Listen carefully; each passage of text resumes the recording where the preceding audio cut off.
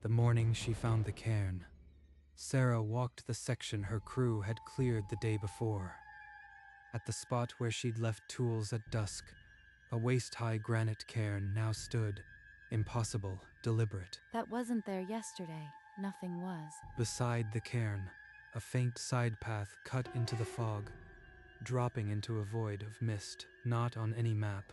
Half a mile down, where the terrain shouldn't allow a hollow, sat a small cabin of weathered gray boards. The door was unlocked. Inside, the cabin was empty, swept clean. Then she saw the doorframe, carved deep into the wood. Sarah and the year of her birth. My name. That's my birth year. Her hands shook as she raised her phone and took photos of the doorframe with her name, the empty cabin, the path she'd followed.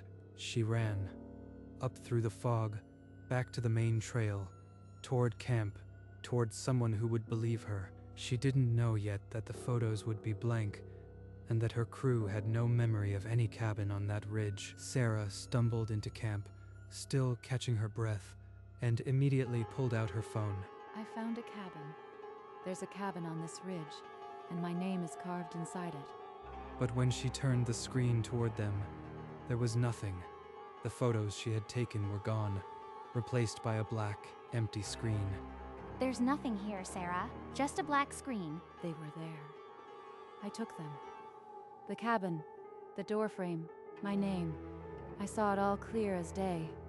I am not making this up. Sarah, we've maintained this ridge for 20 years. There is no cabin. You probably had a vivid dream. It wasn't a dream. I held the wood. I read the carving. Someone is messing with me. Jess and Ben exchanged a long, worried glance. Ben shook his head and turned back to his coffee. Jess stared at the stove, saying nothing. They think I am losing my mind. But I know what I saw. Tomorrow, I go back alone. That evening, while the crew talked quietly around the camp stove, Sarah sat apart, methodically loading her day pack.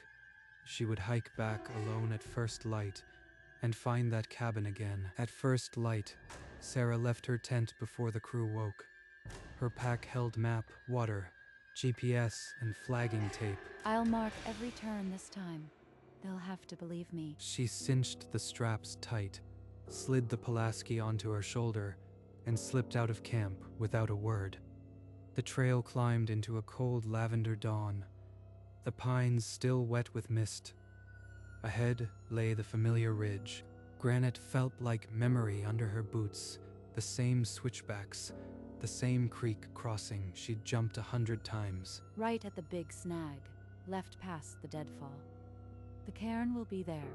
The forest thickened with elevation. The fog had lifted, leaving peaks sharp against a pale sky. An hour in, she paused. The woods were silent. No bird song, no wind. The cabin doesn't vanish into thin air. It's there. I am not crazy.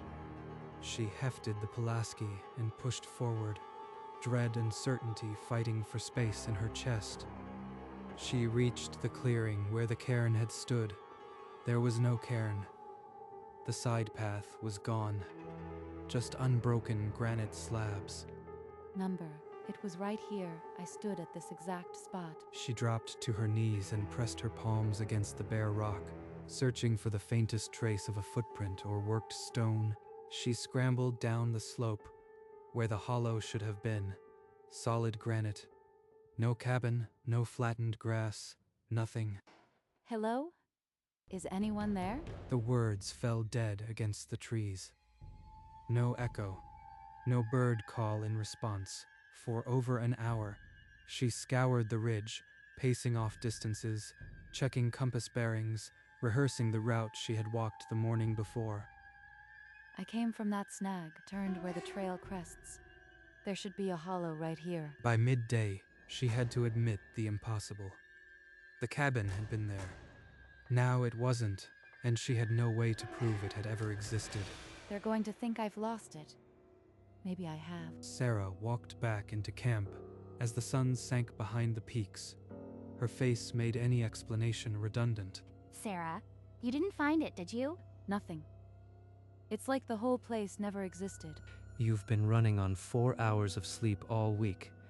The brain starts inventing things up here. It's happened to me. Get some rest. We've all had moments we can't explain. It'll blur by morning. I touched that carving. The year was right there. It wasn't a blur. That night, Sarah's map became an obsession. She traced the same granite contour, knowing the cabin was real. Only one person might believe her. Mike. Mike had been on the PCT longer than anyone. He'd seen things the others dismissed as campfire stories. If anybody could explain the impossible, it was him. She found his tent a quarter-mile up, soft light glowing inside. Mike, I need to tell you something. Something that's going to sound insane. Mike pulled back the canvas flap and gestured inside. His expression was already hardening into something unreadable. There was a cabin. A real cabin, with a door that opened and my name carved inside it. And when I went back this morning, it was gone. There was nothing today. Not a cairn, not a trail, not a single board. As if the whole place had never existed. And you are absolutely certain? No signs, no tracks you might have missed? I walked that ridge for over an hour. Solid granite. No hollow, no footprint. But I know what I saw. Mike held her gaze for a long moment. Then he nodded, once. I believe you. Without another word, he crouched by his footlocker and swung the lid open. From the bottom, he lifted a thick beige binder, the kind used for official incident reports. You are not the first. Mike laid the binder open on the cot between them. The pages were yellowed, typewritten, some bearing official USFS stamps. 16 reports since 1983. Every one describes a cabin that doesn't exist, with the discoverer's name and birth year carved inside. It's not just me. This has been happening for decades. She turned the pages. June 1987. A crew member named Mark found a cabin identical to hers. His name and birth year on the frame. Another report from 1995. A trail volunteer named Jennifer. Same carving. Then 3 more clustered in 2003, all within the same season. By the time she reached the last pages, her hands were trembling. 4 names were circled in red ink. Beside each, a heavy stamp spelled out a single word. Missing. How many of them came back? 12 are still out here, still on the trail. They don't talk about it. The other 4 never found. Sarah closed the binder. Her own name was now part of a pattern that had claimed lives, and the cabin was still out there. 2 of the missing disappeared after a second sighting. The cabin called them back. It might call you again. Sarah's blood chilled. She had already seen it once, and barely escaped the pull. No solo hikes. Not to check the ridge, not to relieve yourself behind camp. You move with a partner, always, and you keep this between us. Speaking of the cabin to outsiders has consequences. The other 12, they all follow these rules. That's how they survived. They keep quiet. They keep working. It's the only way. You join them, or you risk everything. He didn't say, or you disappear, but the silence in the tent said it louder than any shout. I won't let it take me. I'll follow every rule. I'm not going to be one of the missing. She stood up from the cot, her limbs heavy with the weight of a secret she could never speak aloud. She would stay on the crew, never hike alone, and watch the tree line for the rest of her life. The next morning on the trail, Sarah worked with her head on a swivel, every shadow a potential cairn. That's just a stump, not a marker. Keep working. Don't look. She flinched at a bird call and nearly missed a blow with her Pulaski. You've been jumping at squirrels all day. When's the last time you slept? I am fine, just a little distracted. Distracted up here gets you hurt. Or someone else. He's right. But how do I tell them the woods feel like they're watching me? That night, by the fire, she sat with them, but stared past the flames. Calculating escape routes, she asked herself if quitting the trail would make it stop. But the wilderness was all she knew. I won't leave. I'll just adapt. Never alone, never silent. I can outlast it. On her first day off, Sarah hiked down to the nearest ranger station library, a cramped room lined with old binders and rolled maps. She pulled a faded cloth-bound book from the shelf. Lost Locations of the Sierra. Inside, a chapter described vanishing cabins in native legends, places that appeared only to certain people, luring them with their own names. Portals. That's exactly what it is. But why does it mark us? She found early settler accounts of prospectors who stumbled into cabins that weren't there the next day. She cross-referenced old topographical maps, marking dots where cabins had been reported, then later denied. The dots form a loose halo around an uncharted valley, always circling, never centered. But the book offered no way to break the cycle, only a warning. Those who seek the cabin often do not return. I came for answers, but all I've got is more ghost stories. She returned the book, packed her notes, and walked back to the trail, heavier with the weight of what she couldn't yet prove. Sarah took the midnight watch outside her tent, journal open on her lap. The camp was silent, the crew asleep. Just after 2, a tapping drifted from the tree line. 3 slow beats, a long pause, then 3 more. The exact rhythm she'd heard at the cabin. It's back. A compulsion pulled her toward the trees.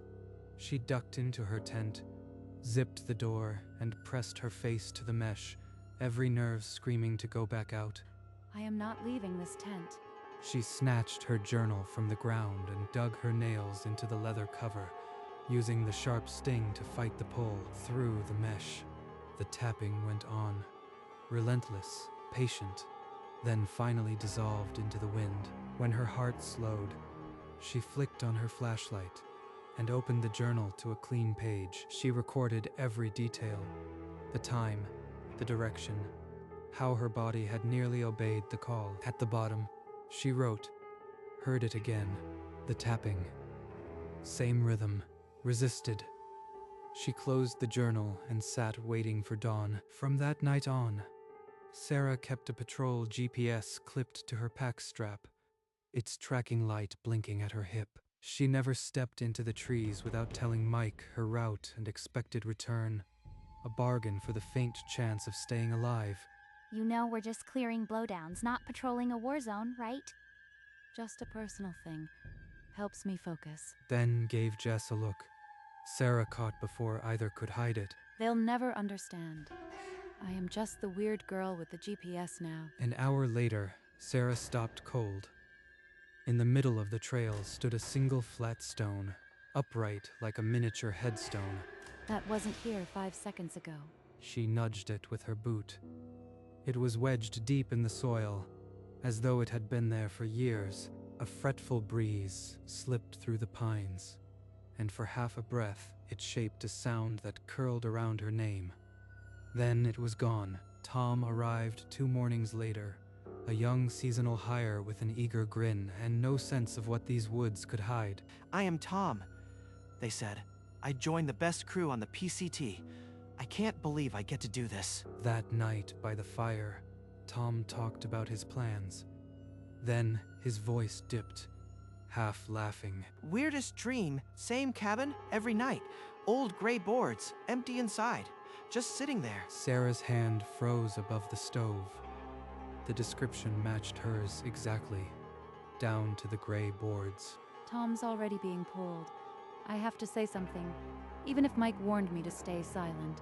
Later, when the others left, she caught Tom by the arm and drew him into the shadow of the pines. If you ever find a cabin that shouldn't exist, don't open the door. Promise me. Your smile faded.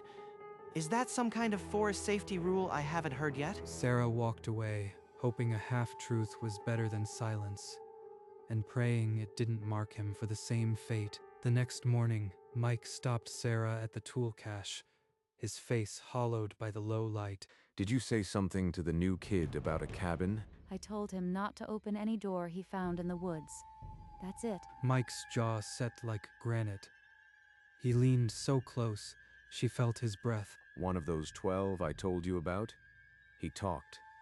2 days later, His crew found him face down on the trail.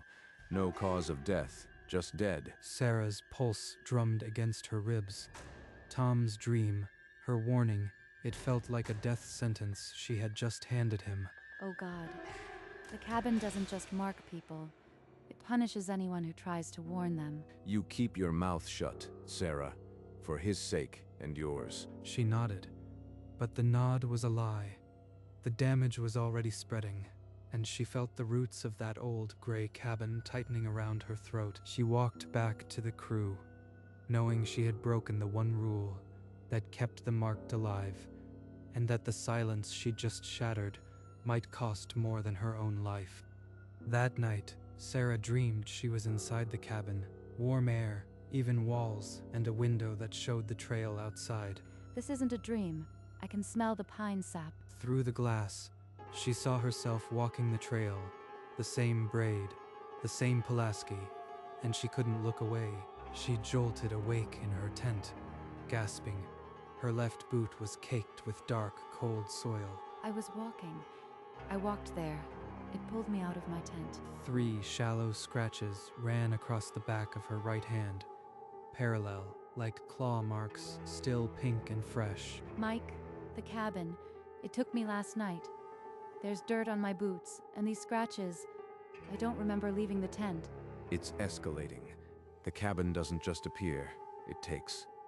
You need to move your bedroll into my tent tonight. I am no longer just haunted.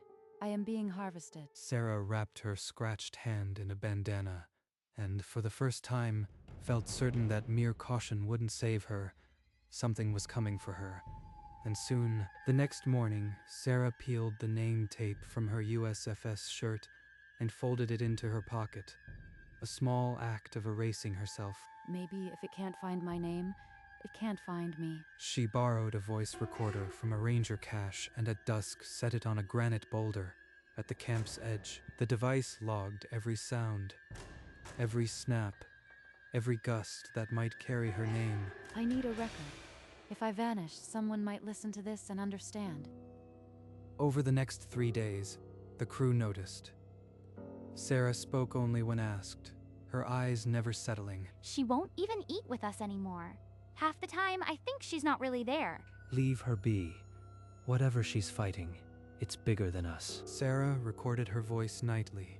The time, the conditions, any dreams she could remember. Always the same closing line. I am still here. She said it more for herself than for the machine. While clearing a slide, Sarah spotted an older hiker resting on a rock. She offered water, and they fell into uneasy talk. The man mentioned a strange cabin he'd glimpsed years earlier. Gray boards, clean as a museum, sitting where no map allowed it. Did you go inside? He shook his head, rubbing his arms. Something in my gut said no. It felt like it was waiting. Sarah's voice flattened. You were smart. Don't ever go inside. Another location. Another person marked. This isn't just a haunting. It's a system stretching across the entire Sierra. She asked where, and he pointed to a peak north of Forester Pass, nowhere near her section. The cabins are spawning everywhere. Each one is a mouth. She thanked him and turned back toward camp, replaying his story. The web was larger than Mike's binder suggested. If the cabin was a trap, then Sarah was standing at the heart of a network of traps, and she had no map out of it. That evening, Sarah spread a PCT map on the campsite table and began marking the sightings from Mike's binder. She added the hiker's northern sighting. The pins formed a lopsided ring, every cabin hovering at the same distance from a central valley. It's a circle. The cabins aren't scattered, they're placed like sentinels around something. She circled the valley with a pen and stared at it, an uncharted depression that didn't appear on any USFS map. A pocket of space that shifts. The cabin is just an appendage, the center is the brain. For a moment, she felt an overwhelming pull to follow the compass toward it, to find the source and end the pattern. But that's exactly what it wants.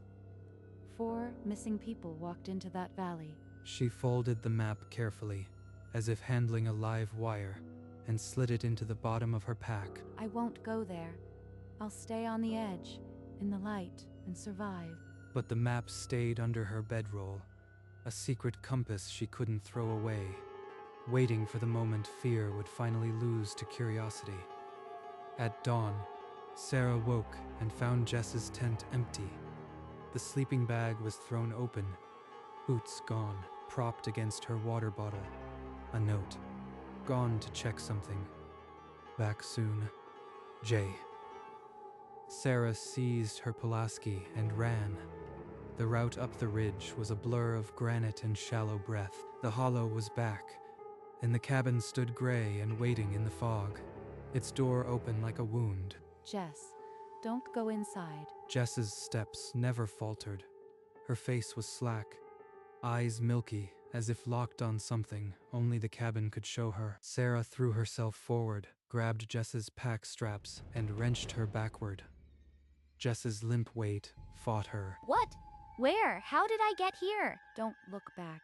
Stay with me and run. As they scrambled uphill, the cabin's windows lit with a low, angry pulse, then vanished into the fog. Sarah didn't stop running until camp was in sight. That night, Sarah could not sleep. The tapping had moved inside her, a rhythm that pulled her upright and set her feet on the path toward the hollow. The cabin stood where granite should be, its door wide, a warm gold light spilling onto the dirt. That's me, older, at peace. She's offering everything. The older Sarah beckoned, and every muscle in her body begged to obey. But the missing 4, the names in the binder. This is the same trap. She ripped her hand from the GPS on her pack strap and pressed the SOS button. The cabin's light flared angry red. The older woman's smile tightened, then the image cracked like a mirror with a wet, grinding sound. The cabin dissolved into spinning fog.